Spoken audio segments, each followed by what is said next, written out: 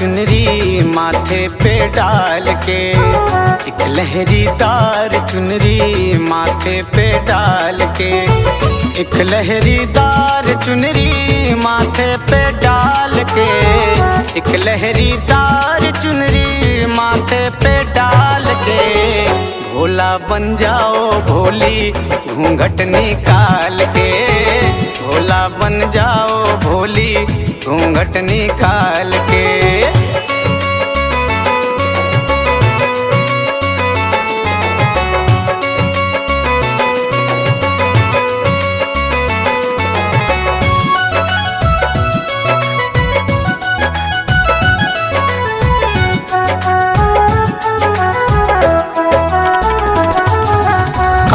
कुंडल बिच्छू बाला, गले सर्पों की माला, गले सर्पों की माला। कान में कुंडल बिच्छू बाला, गले सर्पों की माला, गले सर्पों की माला। कहाँ छुपाओगे भोले बाबा जहरीला नाग ये काला, जहरीला नाग ये काला काला। इन सब को रखना पिया झोली में संभाल के, इन सब को रखना पिया झोली में संभाल के। भोला बन जाओ भोली घूंघट निकाल के, भोला बन जाओ भोली घूंघट निकाल के।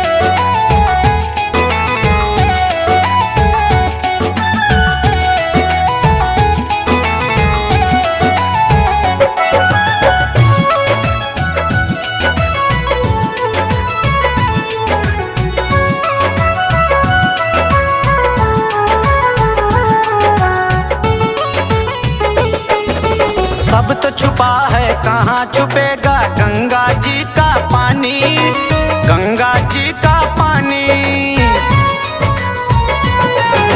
सब तो छुपा है कहाँ छुपेगा गंगा जी का पानी, गंगा जी का पानी।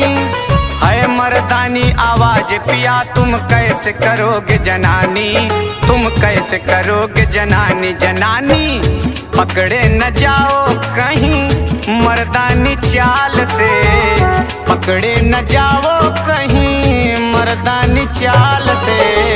भोला बन जाओ भोली घूंघट निकाल के, भोला बन जाओ भोली घूंघट निकाल के।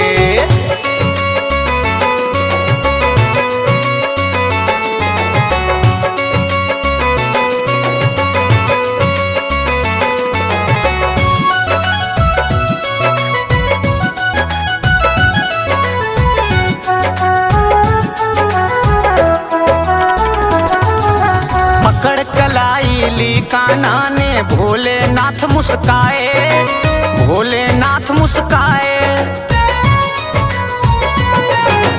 पकड़ कलाई ली कान्हा ने भोलेनाथ मुस्काए, भोलेनाथ मुस्काए। सब तो आए बिन घूंघट के, तुम घूंघट में आए, तुम घूंघट में आए आए। पाले पड़े हो तुम आज नंद लाल के, पाले पड़े हो तुम आज नंद लाल के। भोला बन जाओ भोली घूंघट निकाल के, भोला बन जाओ भोली घूंघट निकाल के।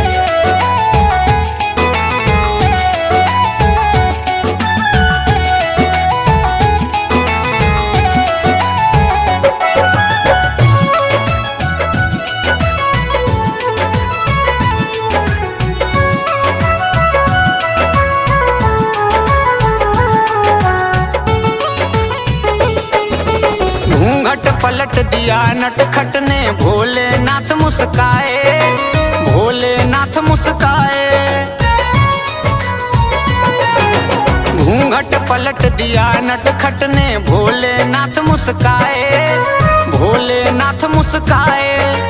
उसी समय से भोले बाबा गोपेश्वरनाथ कहलाए, गोपेश्वरनाथ कहलाए कहलाए। गीत है कवि का पर शब्द है कमाल के, गीत है कवि का पर रक्त है कमाल के।